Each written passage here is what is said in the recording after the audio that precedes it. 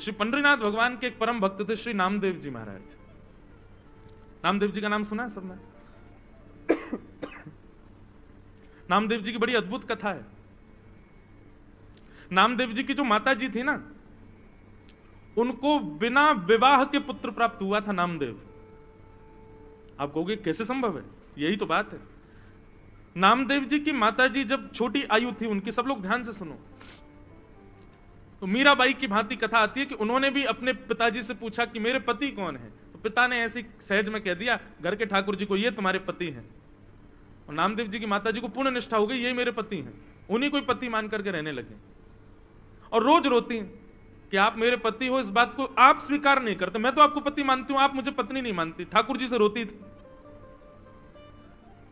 और ठाकुर जी ने एक दिन प्रसाद दिया और उस कन्या के गर्भ से श्री नामदेव जी प्रकट हुए। महाराज पूरे गांव मोहल्ले और शहर के लोगों ने निंदा करनी प्रारंभ कर दी, लेकिन नामदेव जी की माता जी ने अपने पिताजी से रोते हुए कहा, मैं किसी की सौगंध खा के कहूं पिताजी, ये पुत्र साक्षात विट्ठल भगवान का ही है। आप मुझ पर संशय नहीं कीजिएगा, संदेह मत कीजिएगा। संशय होने लगा लेकिन सबको, तब आकाशवाणी हुई और आकाशवाणी में स्वयं ठाकुर जी ने कहा कि यह बालक हमारा है और नाम ही इसका धन होगा, जीवन पर्यंत ये नाम के आश्रय पे ही रहेगा, इसलिए इसका नाम होगा नामदेव। ऐसे नामदेव जी महाराज। एकादशी की बड़ी निष्ठा थी उनकी। अच्छा एक बात और कहूं बंधुओं, आपने यदि कोई भगवत संबंधी नियम चालू करने का मन बनाया है कि कल से मैं ऐसा करूंगा, कल से मैं रोज तिलक लगाऊंगा, या कल से मैं रोज ठाकुर जी की सेवा करूंगा, कल से रोज 108 तुलसी अर्पित करूंगा, या हर हफ्ते में एक दिन ठाकुर जी को अन्नकूट करूंगा, ये जो भी आपने अगर कोई नियम बनाने का मन बनाया, तो उस नियम को तोड़ने की पूरी जिम्मेवारी ठाकुर जी लेते हैं। बोले अच्छा तो चलो हम तोड़वाएंगे, और किसी ना किसी रूप में वो नियम तोड़वाते ही हैं, इसलिए घबराना नहीं। आप जैसे ही संकल्पबद्ध होगे कि मुझे एकादशी रखनी है, अगली एकादशी पे देख लेना ऐसा कुछ होगा कि आप अन्न खाने पर मजबूर हो जाओगे। तब समझ जाना बारे ठाकुर जी आपने ये किया लेकिन हम खाएंगे ही नहीं। आप अपनी स्थिति से हटना नहीं बस। तो नामदेव जी एकादशी की बड़ी निष्ठा थी उनकी, समस्त वैष्णवों की होती है। एक दिन भगवान ने नामदेव जी की परीक्षा लेने के लिए एक वृद्ध ब्राह्मण का रूप धारण किया, लाठी लिए महाराज, हाथ कांप रहे हैं, पैर चल नहीं पा रहे हैं, लुढ़क रहे हैं कभी इधर उधर। इस स्थिति में श्री नामदेव जी के घर ठाकुर जी पहुंच गए। नामदेव जी ने जैसे देखा कोई संत पधारे हैं, ओ महाराज जाकर के संभाला उनको, जय हो जय हो जय हो महाराज, आपको बारंबार प्रणाम। क्या हुआ? बोले अरे क्या बताऊं, 10 दिन हो गए मैंने भोजन नहीं किया है, मेरी स्थिति बहुत खराब हो गई है, मुझे अपने घर ले चलो, कुछ पवा दो मुझको। नामदेव जी तुरंत उनको अपने घर लेकर के आए, आसन पर सुंदर बिठाया, चरण आदि धोए। बोले ये सब मत करो भैया, मेरे भूख के कारण प्राण निकल रहे हैं, जल्दी भोजन कराओ। नामदेव जी बोले भगवान आज एकादशी है, तो आप कहें तो मैं दूध पिला दूं।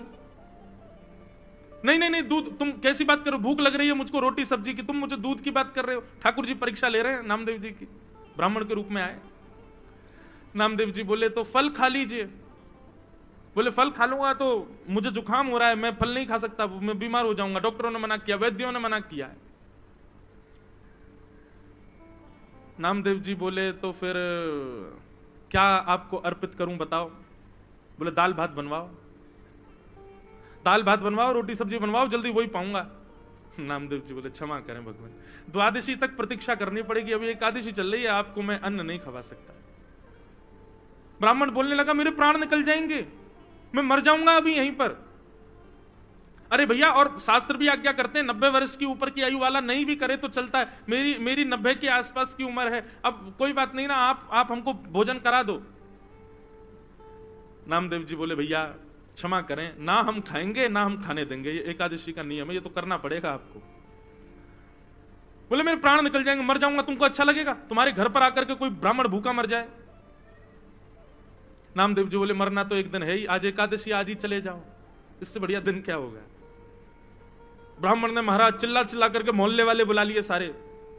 बोले देखो ये नामदेव अपने आप को बहुत बड़ा भक्त कहता है, पूरे पंढरपुर में इसके चर्चे होते हैं, ये भक्त है, देखो ये क्या कर रहा है। सबने कहा भैया क्या हो गया? नामदेव जी बोले आज एकादशी है, ये 10 दिन के भूखे हैं, कह रहे हैं भोजन कराओ, हम कह रहे हैं एकादशी है, द्वादशी तक प्रतीक्षा करो, और पाना है तो फल पालो, दूध पी लो। पड़ोसियों ने भी कहा नामदेव जी आप करो ना एकादशी, उनको क्यों करवा रहे हो जबरदस्ती, उनको बेचारों को दे दो जो भी है। नामदेव जी बोले क्षमा करो, मैं इनको अन्न नहीं दे सकता। अब तो मोहल्ले के लोग भी बुरा भला कहने लगे, बोले नामदेव ऐसी कौन सी भक्ति होती है कि तुम जबरदस्ती दूसरे के ऊपर थोप रहे हो कि करना ही पड़ेगा। सब लोग गए, महाराज जी आप चलो हमारे घर चलो, हम आपको बना के पवा देंगे। नामदेव जी सामने आ गए, बोले जाने भी नहीं दूंगा, मुझे पता चल जाए कि एकादशी और कोई अन्न खाने बैठ रहा तो मैं थाली उठा के भाग जाऊं, मैं नहीं खाने दूंगा। अब तो महाराज ठाकुर जी नाटक करने में तो ठाकुर जी एक नंबर है, हाथ पांव कांपने लगे ठाकुर जी के, और महाराज गिर पड़े, मुंह से झाग निकलने लगा। बोले नामदेव मेरे प्राण निकल रहे हैं, कुछ तो दे दो। अपने बच्चों को बैठाया, बोले सुनो कीर्तन करो, ठीक है आप प्राण त्यागो, वैकुंठ में जाइयो, वहां जाके ठाकुर जी से कहना वो पवाएंगे आपको। सब लोग नामदेव जी को गाली देने लगे, लेकिन नामदेव जी नहीं माने, और महाराज करते करते करते ठाकुर जी ने ब्राह्मण के भेष में ऐसा प्रतीत कराया कि उनके प्राण निकल गए। और जैसे ही प्राण निकले, मोहल्ले के लोग, पंढरपुर के लोग नामदेव जी को खड़ी खोटी सुनाने लगे। बोले अरे नामदेव ब्रह्म हत्या लग गई तुझे, ऐसी कौन सी एकादशी है, ऐसी कौन सी एकादशी जिस पर तू इतना ज्यादा मचल रहा है, आज तुझे ब्रह्म हत्या लग गई। नामदेव जी के नेत्रों से अश्रु आने लगे, चरणों में प्रणाम किया, तुलसी की माला लाकर के उस ब्राह्मण देवता को पहना दी। बोले कितना भाग्य है इनका, पंढरपुर क्षेत्र में चंद्रभागा नदी के तट पर, और एकादशी के दिन प्राण त्याग दिए, और वो भी निराहार होकर के, बिना आहार लिए। कितने बड़े सौभाग्य की बात है। देवी अपनी पत्नी से बोले अब हमको ब्रह्म हत्या लग गई है, ठीक है एकादशी के लिए ही सही, लेकिन हत्या तो हो गई, कारण तो हम ही लोग बने। अब ठाकुर जी तो हमारे हाथ की सेवा स्वीकार नहीं करेंगे, और अब तो हम नाम जाप करने के भी अधिकारी नहीं है क्योंकि ब्रह्म हत्या लग गई। चलो इन ब्राह्मण देवता की अंत्येष्टि करते हैं, और उसी चिता में हम लोग भी जीवित अपने प्राण त्याग देंगे। जब हमने ऐसा किया तो हम ये करेंगे। ठाकुर जी की महाराज ब्राह्मण वेश की अर्थी बनाई, अर्थी पर ठाकुर जी को लिटाया। ठाकुर जी अब भी परीक्षा चली रही है ठाकुर जी की, सोचो कितनी स्थिति पहुंच गई, यहां तक तो कोई भी हम में से आप में से कोई भी पिघल जाएगा, लेकिन नामदेव जी नहीं माने। सुंदर चिता लगाई, चिता पर ब्राह्मण देवता को बैठाया, अपने छोटे से पुत्र को बैठा दिया, अपनी पत्नी को बैठा दिया उसी चिता पर, और स्वयं भी बैठ गए, और पंडरीनाथ भगवान का स्मरण करते हुए चंद्रभागा नदी को प्रणाम करके अग्नि का एक सुंदर लकड़ा लेकर के स्वयं चिता में अग्नि लगा करके नामदेव जी हाथ जोड़ करके बैठ गए। जैसे ही अग्नि, अब भी ठाकुर जी सोच रहे थे कि कुछ तो होगा, नामदेव शायद बदल जाए, लेकिन नहीं, नामदेव जी तो पूरे तैयार थे प्राण त्यागने को। जैसे ही चिता की अग्नि नेक ठाकुर जी की कमर पर छुई होगी, सोई महाराज ब्राह्मण देवता तो उठ करके बैठ गए, नामदेव जी को खींच लिया, उनकी पत्नी को खींच लिया, बच्चों को खींच लिया। नामदेव जी महाराज देखने लगे क्या हुआ, तुरंत नामदेव जी को झलक दिख गई कि ब्राह्मण के रूप में साक्षात श्री पंडरीनाथ भगवान ही खड़े हैं। अपने हृदय से लगा लिया नामदेव जी को, सब गांव के लोग इकट्ठे हो गए देखने के लिए, और जैसे ही हृदय से लगाया ऐसा प्रतीत हुआ एक क्षण के लिए दर्शन देकर के ठाकुर जी वहां से अंतर्ध्यान हो गए। सब ढूंढने लगे ब्राह्मण कहां गया कहां गया। नामदेव जी ने बताया, बोले ब्राह्मण नहीं थे, श्री पंडरीनाथ ही आए थे और हमारी एकादशी की परीक्षा लेने आए थे।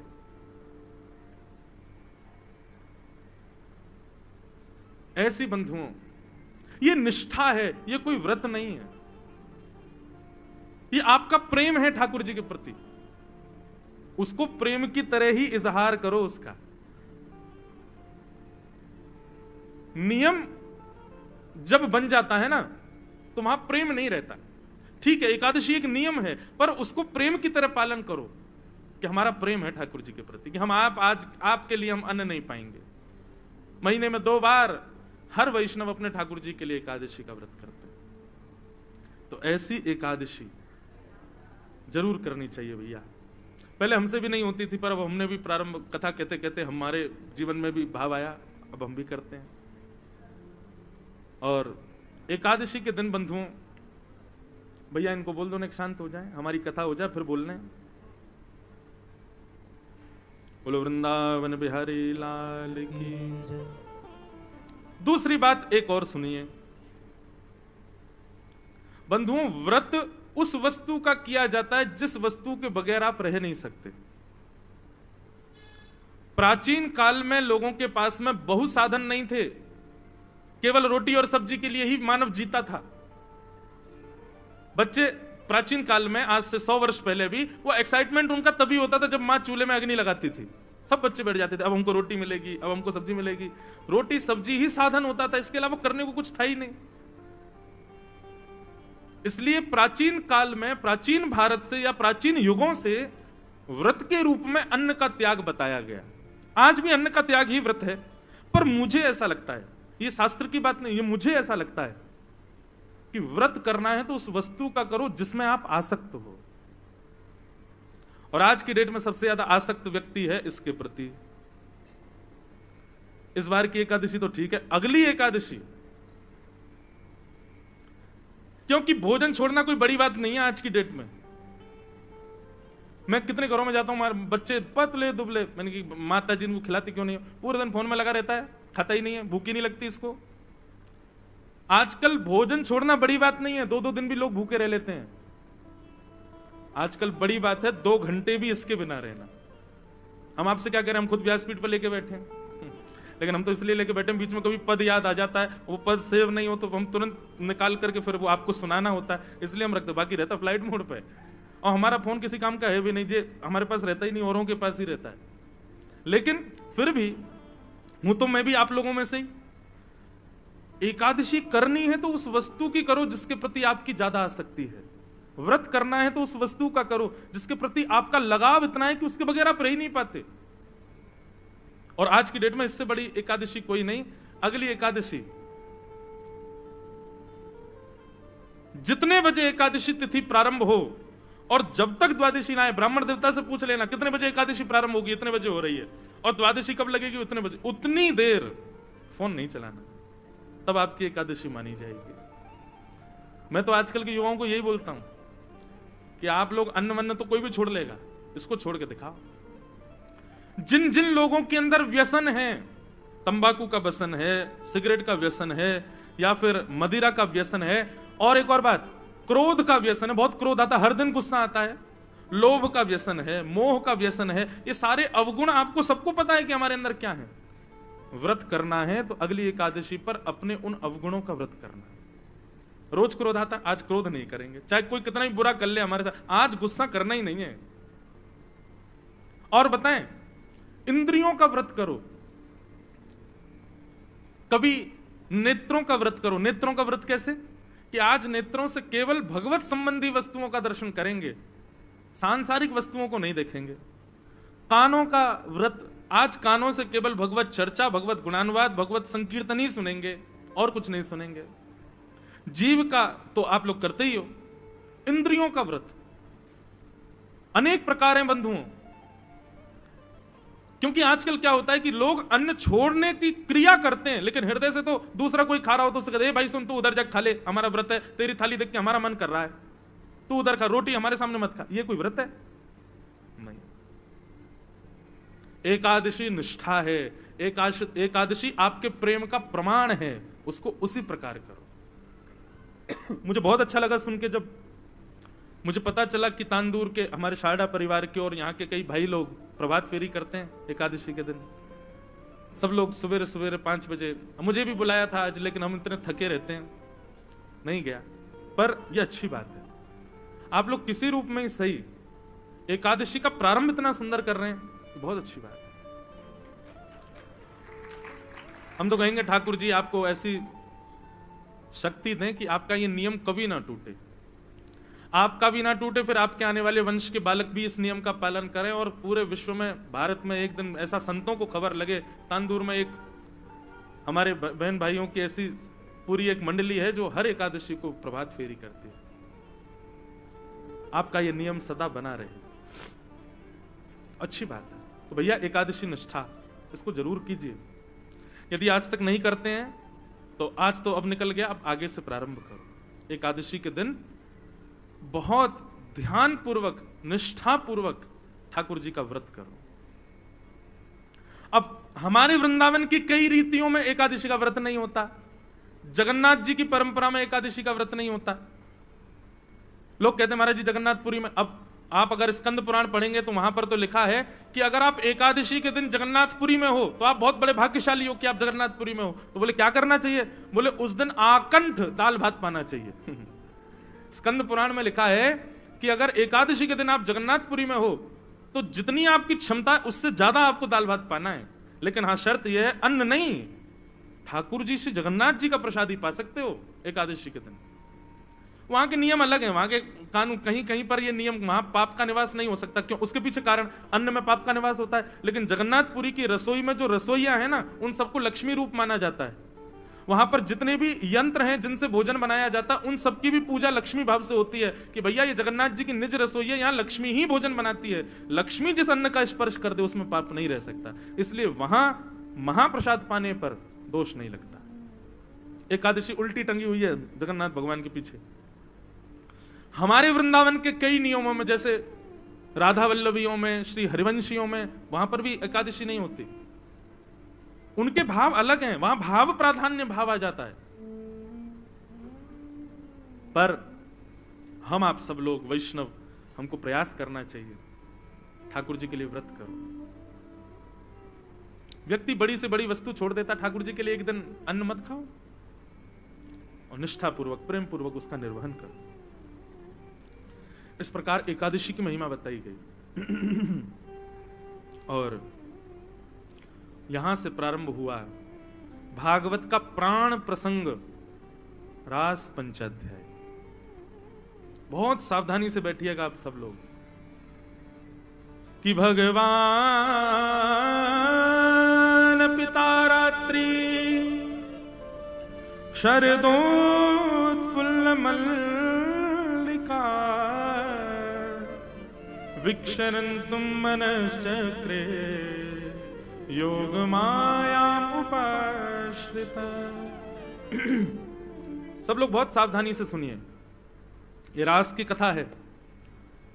यहां पर महादेव को भी रोक दिया गया था। आप लोग तो सामान्य जीव हो, इसलिए थोड़ा विचार कीजिएगा और बहुत सावधानी से सुनिएगा। अब जो हम प्रसंग सुनने जा रहे हैं बंधुओं, रास पंचाध्याय, इसको श्रीमद् भागवत का प्राण माना गया है। श्रीमद् भागवत यानी श्री कृष्ण का हृदय है रास पंचाध्याय। और उसमें भी गोपी गीत तो निज हृदय है ठाकुर जी का। इसलिए इसको बहुत सावधानी से सुनिएगा, कहीं आपके हृदय में कोई संशय उत्पन्न ना हो जाए। ठाकुर जी की इस लीला को यदि आपने आधा अधूरा या कुभाव से सुना ना, तो निश्चित है आपके हृदय में कोई दूषित भाव उत्पन्न हो जाएगा और दोष लगेगा फिर। इसलिए बहुत सावधानी से सुनिएगा। रास पंचाध्याय का सबसे पहला अक्षर क्या है कि भगवान अपिता रात्रि।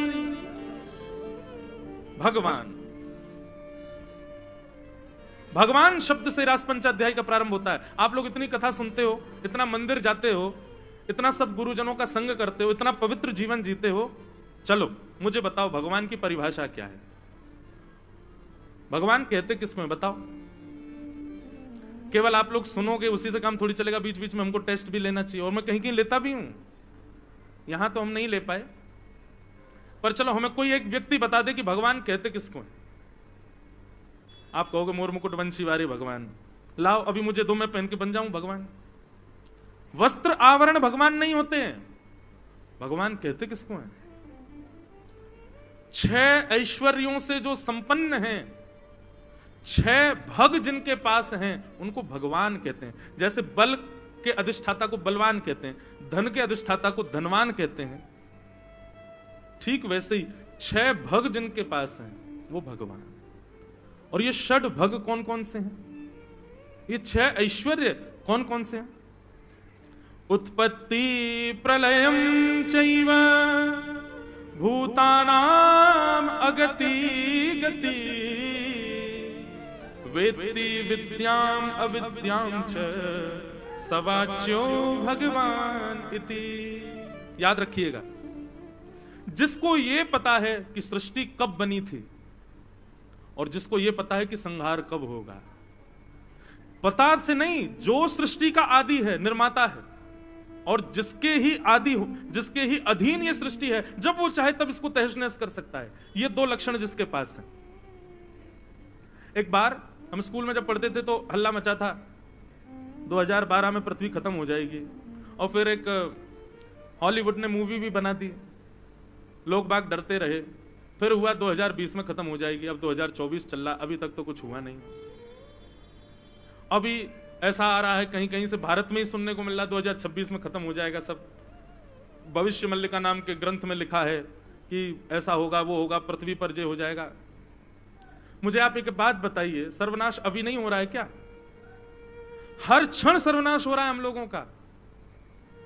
सूर्य दिन व दिन तेज युक्त होते जा रहे हैं, ग्लोबल वार्मिंग हो रही है, बर्फीले पहाड़ अपने पिघलते जा रहे हैं। चलो ये तो वातावरण की बात है, मानवों को देख लो, 100 वर्ष की आयु मिली हम लोगों को, कौन जी रहा है 100 वर्ष? 100 से 90 पे आ गए, 90 से 80 पे आ गए, 80 से 70 पे आ गए। आजकल तो 25 वर्ष के बालक को 4 दिन पहले हार्ट अटैक आया। 25 वर्ष के बालक को, आप सबके बालकों को मैं देखता हूं, 3-3 वर्ष के बालक के आंखों में चश्मा लगा हुआ है। 3 वर्ष के बालक की आंखों में चश्मा। ये सर्वनाश नहीं हो रहा हम लोगों का? हम हर दिन प्रलय की ओर जा रहे हैं। क्यों रोज के तब ऐसा होगा, तब ऐसा, कुछ ना कुछ हो ही रहा है हमेशा। हर साल एक नई चीज होती है। आजकल कोविड आ गया, अब तो कोरोना बड़ा साधारण हो गया, किसी को भी हो जाता है। जब आया था तब तो बड़ा भयावह स्वरूप था, मंजर था। तो भैया ये तो प्रकृति का नियम है, हर दिन कम हो रहा है, सब कुछ घटता ही जा रहा है। लेकिन जो परफेक्टली जानते हैं कि विश्व का नाश कब होगा, वो भगवान है। इसको कोई नहीं बता सकता कि पृथ्वी का सर्वनाश कब होगा, पृथ्वी कब बनी थी और पृथ्वी कब धूमिल होगी, ये जो जानते हैं। ये दो लक्षण हो गए, उत्पत्ति प्रलयम चैव। दूसरी बात, भूतानाम अगति गति। मुझे ऐसा लगता है मैं ऐसा करूंगा तो इसमें मुझे फायदा होगा, लेकिन वो करने के बाद मुझको कोई फायदा नहीं हुआ, बल्कि बर्बाद और हो गए। मतलब आपने खूब जन्मपत्री दिखवाई, ब्राह्मणों से पूछा, सारे शुभ काम किए, लेकिन फिर भी उस काम में आपको लॉस हो गया। क्यों? क्योंकि कितने भी भविष्य कथन करने वाले हों, भविष्य कथन करने वाले हों, आपकी कहां गति होगी कहां अगति होगी ये कोई नहीं बता सकता।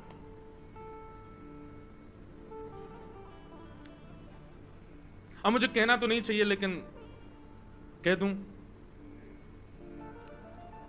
ज्योतिष भगवान के नेत्र हैं, भगवान के चक्षु माने जाते हैं। ज्योतिष ठाकुर जी के नेत्र हैं, पर उसका प्रयोग, ज्योतिष का प्रयोग ऐसी खाली पीली बैठे हमेशा नहीं करते रहना चाहिए। नहीं बता दो कल मैं जा रहा हूं वहां पे होगा कि नहीं, कल ये होगा कि नहीं। ऐसे अब हम लोग ब्राह्मण वेश में रहते हैं, बगलबंदी धोती पहनते हैं, तिलक लगाते हैं, तो जो अब आजकल तो कथाएं सुनते रहते हैं, लोग पहचान जाते हैं। एयरपोर्ट पर ट्रेन में जाएं तो महाराज जी कथा करते हैं, और जो नहीं जानते वो सीधे आप पंडित जी हैं, मैं यहाँ जन्मपत्री देखना आती है आपको, हाथ देखना आता है।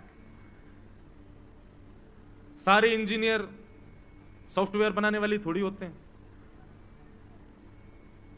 ऐसे सारे ब्राह्मण हाथ देखने वाली थोड़ी होते हैं।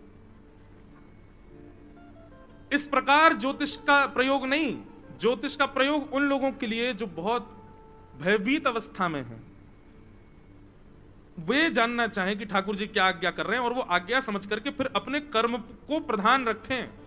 बस वहां ब्राह्मण देवता ने कह दिया ऐसा ऐसा ऐसा ऐसा है, अब बैठे हैं चिंता कर रहे हैं कि शनि की 7.5 चल रही है, मैं कुछ भी करूंगा सफल तो होऊंगा ही नहीं। नहीं, आप कर्म पर ध्यान रखो। कई बार नक्षत्र ग्रह आपके कर्म की वजह से बदल जाते हैं, अच्छे हो जाते हैं। तो हमारी कहां गति है कहां अगति है, ये जो जानते हैं, तो 2 गुण, पृथ्वी कब बनी और कब नष्ट होगी, मानवों की कहां गति है कहां अगति है, ये जो जानते हैं। 4 लक्षण हो गए, और 2 लक्षण, वेत्ति विद्याम अविद्याम च। जो अविज्ञ हैं, अनविज्ञ नहीं है, सब कुछ जानते हैं। विद्या क्या है, अविद्या क्या है, सद क्या है, असद क्या है, इसको जो समझते हैं। ये 6 लक्षण जिनके अंदर हैं वो भगवान, और इन 6 को जो नहीं जानता वो मानव। आप कितना भी दावा कीजिए, ये 6 भग आपके पास कभी नहीं आ सकते, ये केवल भगवान के पास रहते, इसीलिए वो भगवान है। तो तो भगवान कौन? जिनके अंदर 6 लक्षण युक्त हैं। तो रास पंचाध्याय के प्रारंभ में श्री शुकाचार्य जी कह रहे हैं भगवान अपिता रात्रि, बोले आगे की लीला सुखदेव जी कहते हैं भगवान कर रहे हैं। भगवान कौन? 6 भगों से जो युक्त हैं वो भगवान। शरदोत्फुल्ल मल्लिका। अब बंधुओं थोड़ी प्रेम लक्षणा कथा होगी, आप सब लोग ध्यान से सुनिएगा। वृंदावन में शरद पूर्णिमा का चंद्रमा उदित हुआ। शरद पूर्णिमा के प्रकाश से पूरा वृंदावन आच्छादित हो गया। गोपियों का जब चीरहरण ठाकुर जी ने किया था, तब गोपियों से कहा था कि हम शरद पूर्णिमा की रात्रि में आपको मिलेंगे, आपके संग रास विहार करेंगे। अच्छा, एक और बात, रास कहते किसको हैं? आप लोगों के मन में एक ही बात आई होगी, रास का नाम सुनते ही एक दूसरे के साथ नाचना, उसी को रास कहते हैं। डांडिया हाथ में लेके एक दूसरे को मारना, वही रास है? नहीं नहीं, रास कहते किसको हैं? रस और रास ये 2 बातें। रस का अर्थ होता है जहां वैष्णव प्रयास करते हैं ठाकुर जी की प्राप्ति करने का, जहां पर मैं और आप यत्न करते हैं ठाकुर जी को प्राप्त करने का, उसको कहते हैं रस। लेकिन हमारे रस से प्रसन्न होकर जब ठाकुर जी प्रयास करते हैं हमसे मिलने का, उसको कहते हैं रास। समझ में आई बात? आप प्रयत्न कर रहे हो कि मुझे ठाकुर जी मिले, मुझे राधारमण जी मिले, मुझे श्रीनाथ जी मिले, मैं उनका दर्शन करूं, मैं वृंदावन जाऊं, मैं नाथ द्वार जाऊं, मैं मथुरा जाऊं, मैं गोकुल जाऊं, ये रस है। लेकिन कभी कुछ ऐसा हो कि ठाकुर जी अनुग्रह करके आपके लिए तांदूर आ जाएं, वो रास है। और अभी तक रास हमारे साथ हुआ नहीं है, अभी हम रस में ही व्यवस्थित हैं। लेकिन अपनी भक्ति को उस स्थिति में ले जाना है कि ठाकुर जी रास करें हमारे साथ। भगवान के एक भक्त थे धन्ना जाट, क्या नाम था? बहुत ध्यान से सुनिएगा। रास किसको कहते हैं ये बता रहे हैं। सब माताएं इधर देखो, इधर देखो, यहां देखो, हमको देखो, बस आज और कल देख लो, फिर मत देखना। तो धन्ना जाट की कथा आती है कि धन्ना जी को एक महात्मा उनके घर आए। वो अपने शालिग्राम जी की सेवा करते थे। शालिग्राम जी की सेवा देख करके धन्ना जी के मन में आ गया मैं भी करूंगा। छोटे से थे, नन्हे से बालक। तो धन्ना जी उनके शालिग्राम जी लेकर के बैठ गए महात्मा के और बोले महाराज जी अब नहीं दूंगा, ये तो मेरे हो गए। महाराज जी बोले अरे भैया मेरे वर्षों की सेवा जो धल लेगा, क्या करे, बालक है, इसके हट से कैसे बचें। तो महाराज जी ने क्या किया, बाहर से शालिग्राम जैसे दिखने वाले पत्थर ले आए, उनको इत्र वित्र लगा के, चंदन लगा के सिंहासन पर बैठा दिया। और धन्ना जी से कहा, बोले अच्छा एक बात बताओ, तुमको राजा भगवान चाहिए कि चौकीदार भगवान चाहिए? धन्ना जी बोले राजा भगवान चाहिए। बोले राजा भगवान वो है जो सिंहासन पर बैठे हैं और तुम जो हाथ में लिए घूम रहे हो चौकीदार भगवान है। नन्हे से भोले भाले धन्ना हाथ वाले ठाकुर जी दे दिए। वो असली शालिग्राम थे और ऐसे नकली पत्थर, वो बस बाहर का गली का कोई पत्थर था, इत्र वित्र लगा दिया। धन्ना जी को विश्वास हो गया यही साक्षात भगवान। अब तो धन्ना जी उनकी सेवा करने लगे। माँ से कहते माँ रोली लेके आओ, चावल लेके आओ, चंदन लेके आओ, मुझे दिलाओ, मुझे श्रृंगार करना है। माँ कुछ नहीं दिलाती थी। तो क्या करते थे, रसोई घर से हल्दी ले आते और हल्दी में जल मिला के उसका तो चंदन लगाते थे। और ईंटा होते, ईंट को तोड़ के उसको, लाल लाल ईंट होती है, उसको घिस करके तिलक बन जाता, वो तिलक लगा देते अपने ठाकुर जी को। और माँ जो थाली लगा करके धन्ना को देती थी ना, वो थाली लेकर के धन्ना जी अपने ठाकुर जी के पास जाते और कहते ठाकुर जी आप भोग लगा लो। गुरु जी बता के गए थे कि पर्दा लगा के भोग लगाना। तो धन्ना जी पर्दा लगा करके बैठ गए और लगा करके कह रहे ठाकुर जी अब आप पालो, मैं देख नहीं रहा, आप प्रेम से पाओ। थोड़ी देर बाद धन्ना जी ने कहा कि ठाकुर जी भोग लग गया। जैसे पर्दा देखा थाली यूं की तो ही रखी थी, नहीं पाया ठाकुर जी ने। धन्ना जी तो व्याकुल हो गए, बोले कि लाल जी आप पा क्यों नहीं रहे हो? अरे भूखे रहोगे तो फिर कैसे काम चलेगा। थोड़ी बहुत देर मनाते रहे, ठाकुर जी ने फिर भी नहीं पाया। तो धन्ना जी बोले आप भूखे रहोगे तो मैं भी भूखा रहूंगा, मैं भी भोजन नहीं करूंगा, मत खाओ मैं भी नहीं खाऊंगा। वहीं सो गए ठाकुर जी के मंदिर में ही। थोड़ी देर में ऐसी आवाज आने लगी जैसे मानो कोई चटकारे ले ले करके कुछ पा रहा है। जैसे अचार कभी खट्टा हो तो उसको ऐसे करके चाटते हैं ना, ऐसे चटकारों की आवाज आती है। या दाल चावल पाओ तो अपनी उंगली चाटो तो उसके चटकारे, ऐसी ध्वनि आने लगी चटकारों की। धन्ना जी बोले भाई ये चटकारे कौन ले रहा है? जैसे ही पर्दा हटा करके देखा तो नन्हे से गोपाल जी बैठे हैं और पूरी दाल भात ऐसे सान करके बढ़िया प्रेम से चटकारे ले ले करके पा रहे थे। असली शालिग्राम भी नहीं थे, गली के पत्थर थे, उनकी सेवा करते थे। असली रोली, असली चंदन केसर का नहीं था, हल्दी लगाते थे ठाकुर जी को, असली तिलक नहीं था, ईंट घिस के लगाते थे ठाकुर जी को। और उन धन्ना जी के यहां ठाकुर जी प्रकट हुए। ठाकुर जी ने कह दी किसी को बताना नहीं, हम ऐसे मिला करेंगे तुमसे। धन्ना जी बोले ठीक है। अब धन्ना जी थोड़े बड़े हो गए तो अपने घर की गैयाएं चराने जाते थे, तो ठाकुर जी को सिंहासन से उठा के अपनी जेब में धर के ले जाते। थोड़ी दूर जाकर के ठाकुर जी प्रकट हो जाते और धन्ना के गले में गलवैयां डाल करके चलते। एक दिन धन्ना जी के पिताजी बोले, धन्ना आज कहीं जाइयो मत। बोले क्यों? बोले आज तेरे गुरुजी आ रहे हैं जिसने तुझको ठाकुर जी दिए। धन्ना जी तो नाचने लगे। 10 साल हो गए, 10 साल बाद गुरुजी आ रहे हैं। बोले मेरे तो गैया चरावे जावे को समय है गया, अब क्या करूं? तो उसने क्या किया, गैया लेकर के थोड़ी दूर गया और ठाकुर जी को जेब से निकाल के नीचे धर लिया। बोले ठाकुर जी आज गुरुजी आ रहे हैं, आप गैया चराने जाओ। ठाकुर जी आ गए, उसकी गैया चराने चले गए। धन्ना जी लौट के अपने घर आ गए। भक्तमाल जी में कथा धन्ना जी की। गुरुजी आए, गुरुजी ने, अरे वाह धन्ना बहुत बड़े हो गए तुम तो, गुरुजी सब आपकी कृपा। और बताओ तुम्हारे ठाकुर जी की सेवा पूजा अभी छोड़ दी कि अभी करते हो? नहीं गुरुजी आप देखे गए थे, बिल्कुल करता हूं। ये देखो उनका मंदिर, ये देखो उनका सिंहासन, ये देखो उनका बीड़ा भोग, ये देखो उनका प्रसादी, ये देखो झारी जी। संत बोले ठाकुर जी कहां हैं? बोले वो तो गैया चरावे गए हैं। संत बोले मतलब? बोले ठाकुर जी गैया चराने जाते हैं मेरे संग, आज आप आ रहे थे इसलिए मैं नहीं गया, ठाकुर जी अकेले चले गए। महात्मा बोले ऐसी बात बना रहा है, ठाकुर जी कहां से जाएंगे गैया चराने? बोले गए हैं, मैं आपको दिखाऊं। वो दिखा, लेकर के संत को गया। खेत में गैया चर रही थी, वहीं वृक्ष के नीचे ठाकुर जी बैठे थे। धन्ना जी के गुरु जी को नहीं दिख रहे थे। गुरु जी देखो वो बैठे, ठाकुर जी। गुरु जी बोले मुझे तो दिख ही नहीं रहे। दौड़ करके धन्ना जी गए, बोले ठाकुर जी गुरु जी आए, जिन्होंने आपको मुझे दिया वो आए, आप दिख जाओ उनको। आहा, धन्ना जी की बात मान करके ठाकुर जी प्रकट हो गए, उनके गुरुदेव को दर्शन दिए। गुरुदेव रोने लगे, बोले सच्चे शालिग्राम की सेवा 100 वर्षों से कर रहा हूं। मेरे गुरुदेव से प्राप्त थे 150 वर्ष पुराने शालिग्राम। नित्य नियम से 108 तुलसी चढ़ाता हूं, इतना नाम जप करता हूं, इतना वेद अध्ययन करता हूं, ज्ञान आदि सब मैंने ग्रहण किया, घर परिवार छोड़ दिया, साधु महात्मा बना घूमता हूं। मेरे लिए आप कभी प्रकट नहीं हुए। नन्हे से बालक को गली का पत्थर देगा, उससे प्रकट होकर गैया चरा रहे हो आप। जय हो, अपार लीला है ठाकुर जी आपकी। इसको कहते हैं रास। ये क्या है? रास। ये रस नहीं है बंधु, ये रास है। आप कहोगे तो फिर नृत्य क्यों रास में? भाई जब आपको लिमिट से ज्यादा आनंद होगा ना, लिमिट से ज्यादा खुशियां जीवन में आती हैं, तो व्यक्ति नाचता ही है। एक गति, एक सीमित अवस्था है, वहां तक ही हमको सुख मिल सकता है। उससे अधिक सुख मिलने पर हमारे देह को सुध नहीं होती, हम कुछ भी करते हैं, कुछ भी, कहीं भी नाचते हैं, कहीं भी गाते हैं, कुछ भी करते हैं। माता पिता के इकलौते पुत्र का ब्याह हो तो माँ की खुशी देखो, पिता की खुशी देखो, खूब नाचते हैं। नाचना नहीं आता फिर भी नाचते हैं। यहां तो गोपियों को भगवान मिल गए तो गोपियां नाचेंगी नहीं, गोपियां नृत्य नहीं करेंगी। लेकिन आज के बाद याद रखिएगा, रास का मतलब नाचना नहीं होता। रास का मतलब होता है कि ठाकुर जी ने अपनी प्रभुता छोड़ करके गोपियों को वो स्थान प्रदान किया जो एक प्रियतमा का होना चाहिए। उनके लिए इतने सहज हो गए कि गोपियों के गले में गलवैयां डाल रहे हैं, गोपियों के संग घूम रहे हैं, गोपियों की बात सुन रहे हैं।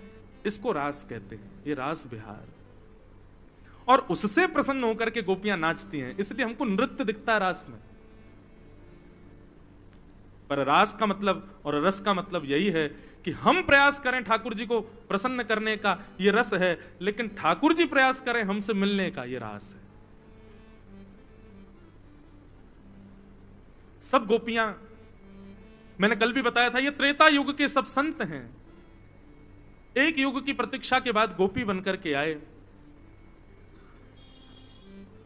इनको पता है कि ये साक्षात भगवान कौन है। ये नंद नंदन के बेटा नहीं है, ये यशोदा जी के बेटा नहीं है, साक्षात भगवान है। इनसे तो संबंध बनाना पड़ेगा। और इसी के लिए गोपियां कात्यायनी पूजा करती हैं, यमुना में स्नान करती हैं कि हमको कृष्ण प्राप्त हो जाएं। ठाकुर जी ने शरद पूर्णिमा का आश्वासन दिया कि शरद पूर्णिमा की रात्रि को हम आपसे मिलेंगे। ठाकुर जी की आयु 7.5 वर्ष की है जब रास विहार हुआ।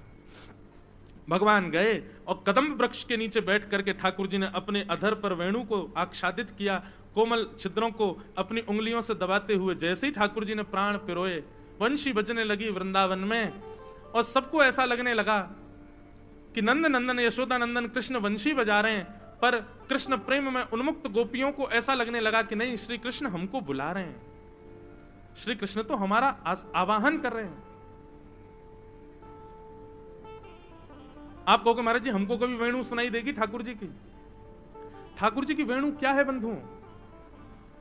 ये जितने भी वैष्णवाचार्यों को आप सुनते हैं, जितने भी कथा प्रवक्ताओं को आप सुनते हैं, जितने भी गुरुजनों के प्रवचन आप सुनते हैं, यदि वो प्रवचन आपके जीवन पर असर डालते हैं और आपके अंदर ऐसा भाव प्रकट करते हैं नहीं मुझे ये करना ही है, वही ठाकुर जी की वेणु है, वही ठाकुर जी की वंशी है। लेकिन यहां से घुसी बात और यहां से निकल गई कोई असर नहीं, जैसे पहले थे वैसी अब हो। तो आपने वंशी सुनी, आपने ठाकुर जी की चर्चा नहीं। वंशी तो ठाकुर जी बजा रहे हैं, पूरा ब्रज सुन रहा है, लेकिन सबको यह लग रहा है कि ठाकुर जी वंशी बजा रहे हैं, लेकिन गोपियों को तो स्वर सुनाई दे रहा है कि ठाकुर जी कान में आकर के कह रहे हैं चल गोपी जल्दी चल, मैं तेरी प्रतीक्षा कर रहा हूं।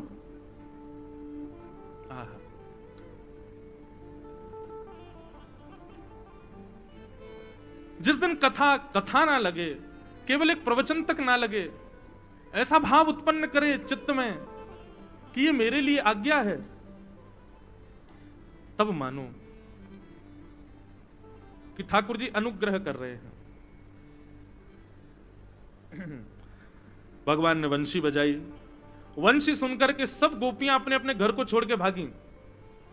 कोई दूध काट रही थी, कोई अपना श्रृंगार कर रही थी, कोई वस्त्र पहन रही थी, कोई पति को भोजन करा रही थी, कोई बालकों को खिला रही थी, सब अपने अपने कार्यों में थी। लेकिन कैसी स्थिति सुनो, जैसे ही वेणु सुनाई दी उस कार्य को तुरंत वहीं रोक करके सीधी भागी ठाकुर जी के पास।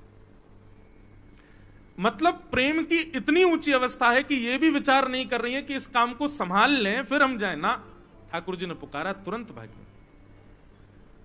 और कोई बहुत सुंदर बन करके गई हैं गोपियां, ऐसा नहीं। गोपियों के रूप का वर्णन यदि आप करें या रूप देखना चाहें, रास बिहार में जितनी गोपियां आई तो उनके रूप कैसे थे? बोले एक गोपी के एक ही आंख में काजल लगा है, एक गोपी ने एक ही कान में कुंडल पहना है, किसी गोपी के वस्त्र अस्त व्यस्त हैं, किसी गोपी के आधे केश खुले हैं, आधे गुथे हुए हैं। ऐसी अस्त व्यस्त अवस्था में, मतलब ये सब गोपियां किसी को रिझाने की भावना से भी नहीं गई हैं, और ये सब ये बात जानती भी हैं कि श्री कृष्ण रूप पर तो नहीं रीझते। दौड़ने लगी सब गोपियां, अपने घर परिवार सबका त्याग कर दिया। अच्छा, अब यहां पर प्रश्न आता है, इतनी सारी गोपियां, लाखों गोपियां गई थी रास में, इनके घर वालों ने रोका नहीं इनको? इनके पतियों ने रोका नहीं? वर्णन आता है कि कई पतियों ने रोका, तो गोपियों ने क्या किया, अपने आप को कक्ष में बंद कर लिया और बोले तुमको ना ये शरीर ही प्रिय है ना, ये शरीर रहेगा तुम्हारे पास, मैं शरीर को त्याग करके आत्मस्वरूप धारण करके कृष्ण के पास चली जाऊंगी। और असंख्य गोपियों ने इस प्रकार रासभूमि में प्रवेश किया। भैया ये अद्भुत है, ये सामान्य प्रेम नहीं है। यहां गोपियां देह त्याग करके भी पहुंच रही हैं। तो प्रश्न उठता है, इस तरह से तो ना जाने कितनी गोपियों ने अपने देह का त्याग कर दिया। और वर्णन आता है कि ठाकुर जी 6 महीने तक रास विहार करते रहे, तो क्या 6 महीने तक किसी के घर वालों ने ऑब्जेक्शन नहीं किया कि हमारी बहु बेटियां कहां गई? तब वर्णन आता है, योग मायाम उपाश्रित। वैष्णो देवी जिनको आप सब पूजते हैं, पूरा भारत पूजता है, ये वैष्णवी देवी हैं। वैष्णव मतलब मैंने कल बताया था ना, जो विष्णु का, जो नारायण का, जो ठाकुर जी का, उसको वैष्णव कहते हैं। वो वैष्णवी हैं, वो ठाकुर जी की हैं। जितनी गोपियां रास बिहार में गई हैं, उतनी गोपियों का रूप धारण करके वैष्णवी देवी ही पूरे ब्रजमंडल में बैठी। सबको ऐसा लग रहा हमारी मैया तो ये घूम रही, हमारे पिता, हमारी बहन तो ये घूम रही, हमारी बहू तो ये घूम रही, लेकिन वास्तविक तो वे सब कृष्ण के पास थी। उनका छद्म भेष धारण करके योग माया पूरे ब्रजमंडल में बैठी है।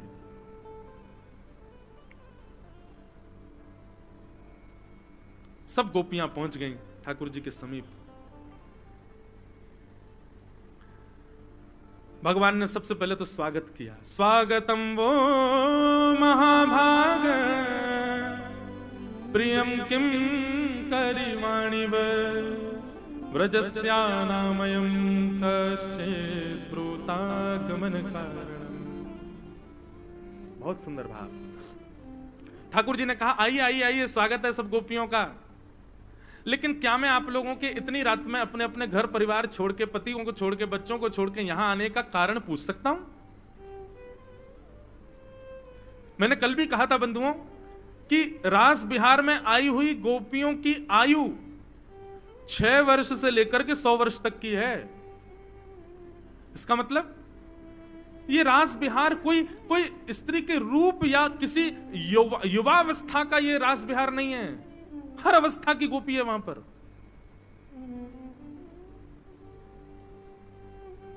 सब पहुंची रास विहार में। ठाकुर जी ने कहा, आपकी इतनी रात में आने का कारण जान सकता हूं? अपने पति परिवार को छोड़ के आई हो। भगवान ने 10 श्लोकों में पतिव्रता नारी का धर्म समझाया। तुमको पता है पतिव्रता नारी का कितना बड़ा धर्म होता है? तुम अपने पति परिवार सबको छोड़ के चली आई मेरे पास।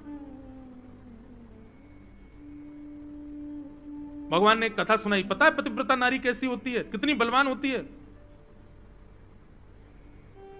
एक पतिव्रता नारी थी, उसके पति अग्निहोत्र करते थे, रोज हवन करते थे। एक दिन थकान की वजह से अग्निहोत्र करके पति पत्नी से बोला, थोड़ा पंखा जल दो, मैं सो रहा हूं, मुझे नींद आ रही है। और पत्नी की गोद में ही सर रख करके पति सो गया। पत्नी पंखा झल रही थी, अपने पति को सुला रही है। इतने में ही उसका 1 वर्ष का बालक, जो चलना नहीं जानता, घुटमुन चलता है, वो उस अग्निकुंड की ओर जाने लगा। अब वो ना तो कुछ कह सकती है ना उठ सकती है। चिल्लाएगी तो पति की नींद उठेगी, खुलेगी, उठ करके जाएगी तो भी पति उठ जाएगा। उसने नेत्र बंद करके अग्निदेव से प्रार्थना की, यदि मेरे पातिव्रत धर्म में बल हो, मेरे बालक की रक्षा करना। थोड़ी देर बाद जब दौड़ करके गई तो बालक अग्निकुंड के आसपास खेल रहा था। उसने कहा, अभी अभी तो हवन हुआ, अंगार होंगे, कहीं जल तो नहीं गया मेरा बालक। दौड़ करके गई तो अग्निकुंड की ओर जब देखा तो अंगार पुष्प बन गए थे और बालक उनसे खेल रहा था। ठाकुर जी ये धर्म समझाते हैं गोपियों को। ये पतिव्रता नारी का धर्म है। एक ही धर्म एक ही व्रत नेमा, काया वचन मन पति पद प्रेमा। अच्छा एक बात बोलूं, आप लोग बुरा नहीं मानना, जब ये इस प्रकार की बात करता हूं ना जहां पर महिलाओं को ही समझाया जाए तो कई माताएं मेरी विद्रोही हो जाती हैं। एक जगह तो एक मैया ने मुझे पकड़ लिया, बोले इधर आओ। मैंने कहा जी कहो। बोले तुम्हारे सारे धर्म शास्त्र और सब जगह केवल हम ही कोई क्यों समझाए, पुरुषों को क्यों नहीं समझाते हो कभी? केवल हम समझें कि पतिव्रता नारी कौन होती है और घर परिवार कैसे संभाला जाता है। मां भीष्म पितामह भी महाभारत में स्त्रियों को ही समझा रहे हैं, रामायण में भी सब जगह स्त्रियां ये नहीं करें, ये नहीं करें, ऐसा नहीं करें, ये करें, इस प्रकार रहें। ये सारे नियम कानून हमारे लिए ही क्यों हैं? कभी पुरुषों को क्यों नहीं समझाया जाता? देखो माताएं, आपसे हाथ जोड़ के निवेदन करते हुए कहें, जिम्मेवार व्यक्ति को ही जिम्मेदारियां दी जाती है, गैर जिम्मेवार व्यक्ति को जिम्मेदारी नहीं दी जाती। माताओं के ऊपर बहुत बड़ी जिम्मेवारी है, इसीलिए सारी जिम्मेदारियां उन्हीं को ही बताई जाती हैं। अगर ये सारी बात उल्टी होती, पुरुषों के लिए ही होती, तो पृथ्वी का बहुत समय पहले ही प्रलय हो चुका होता है। अभी तक हम लोग जी रहे हैं, पृथ्वी आगे बढ़ रही है, सब कुछ चल रहा है ठीक ठाक सब। आपको पता है कर्म में पुरुष बंधा ही इसलिए क्योंकि एक मां उसके पास है, एक बहन उसके पास है और एक पत्नी उसके पास है। कर्म में अग्रसर करना एक मां सिखाती है, एक बहन सिखाती है और एक पत्नी सिखाती है। जब ब्याह नहीं होता तो माता और बहन, यही लोग पढ़ने के लिए, यही लोग आगे बढ़ने के लिए, यही लोग जीवन में कुछ बनने के लिए